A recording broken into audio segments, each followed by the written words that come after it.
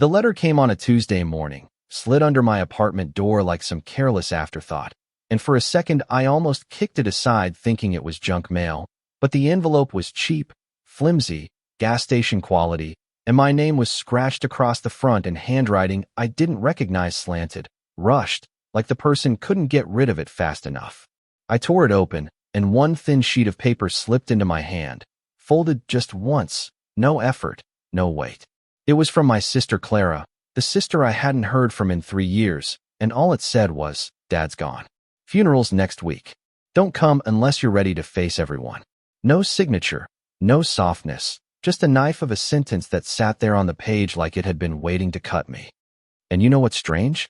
My hands didn't shake. I didn't cry. I didn't throw it against the wall. I just folded it back up, slid it into my pocket, and walked barefoot into the kitchen to make coffee like it was any other Tuesday.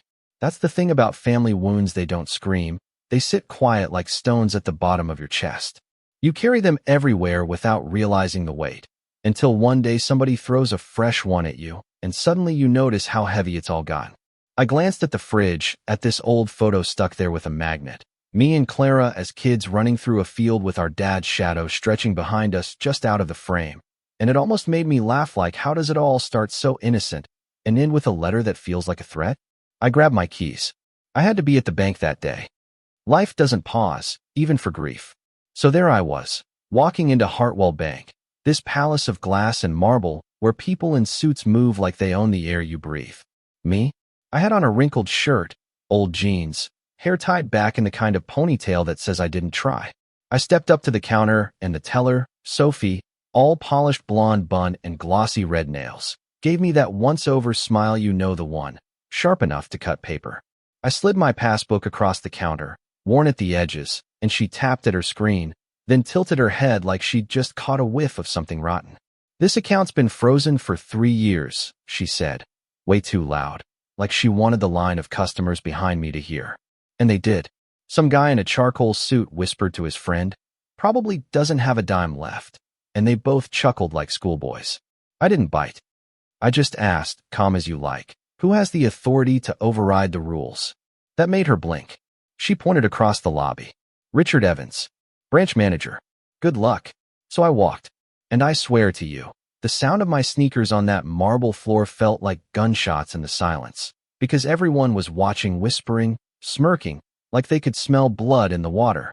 One woman in diamond earrings leaned toward her husband and muttered, "People like her lower the standard."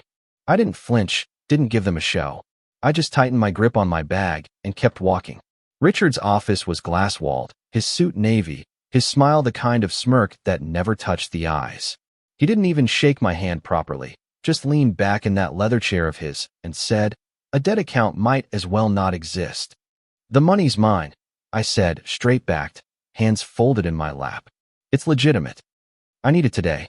He laughed short, barking, cruel. "If you were someone important, I'd know." That's when one of his staff, a young woman with a ponytail, leaned on the doorway, sipping coffee like she was watching a sitcom. "Want me to call security now?" she asked, smirking. "Not yet, Lisa," Richard said, still smirking at me. "Let's hear her out." He tapped his desk like a drum. "Look, miss, this bank deals with serious clients, people with real money. You don't exactly fit the profile." And I'll be honest, for half a second I thought about walking out, just letting them have their ugly little victory. But something in me wouldn't move, wouldn't bend. I looked him right in the eye and said softly, "Check again." He sighed, picked up the phone, dialed. And then something changed. His smirk cracked. His voice trembled. "Shareholder," he repeated into the receiver, his eyes cutting back toward me through the glass. He looked like he'd just swallowed glass himself. In the lobby, Sophie froze mid-smile. The security guard slowed his steps. The whispers flipped to gasps. Richard stumbled out of his office, tie crooked now, and said, "Ms. Carter, there's been a misunderstanding. Please, this way, to the VIP room." I didn't smile. I didn't even meet their eyes. I just stood, nodded once, and followed. The VIP room was all dark wood and soft lighting, the opposite of the cold marble outside. Richard tried to steady his voice. "How much would you like to withdraw?" "The maximum limit for a principal shareholder," I said, calm, like ordering coffee. His pen stopped. "You're a principal shareholder?" No, I said, looking straight at him. I own this bank. That broke him. The tray boy nearly dropped his tea. Karen, the assistant manager, barged in, sneering. Business? In those jeans. You might want to check my file, I said. Her smile froze, and she spun on her heels. When I walked back into the lobby, you could feel the air shift. The same people who'd smirked now stared like statues. The guy in pinstripes stared at his phone like it had answers. Sophie shuffled papers she'd already sorted 10 times. Someone whispered, "We mocked the owner." I didn't gloat. I didn't need to. I just walked to the counter, laid down a thick envelope, and said, "Use this to pay off the debts of the neediest families this month." Sophie's hands shook as she opened it. 6 figures on the check. The lobby went silent. Then one woman started clapping, slow, nervous, others joining until the whole place echoed. I walked out, head high, never once looking back. Outside, the sun hit me, sharp and warm. My phone buzzed. Daniel, my husband, texting, on my way. I brushed the folded letter in my pocket, felt its weight again. My father was gone. My sister wanted me to face the family.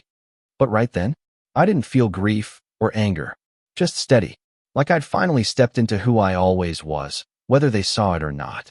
And here's the twist: by the time I sat in the coffee shop down the street with Daniel, sipping something bitter and hot, the whole thing had already gone viral.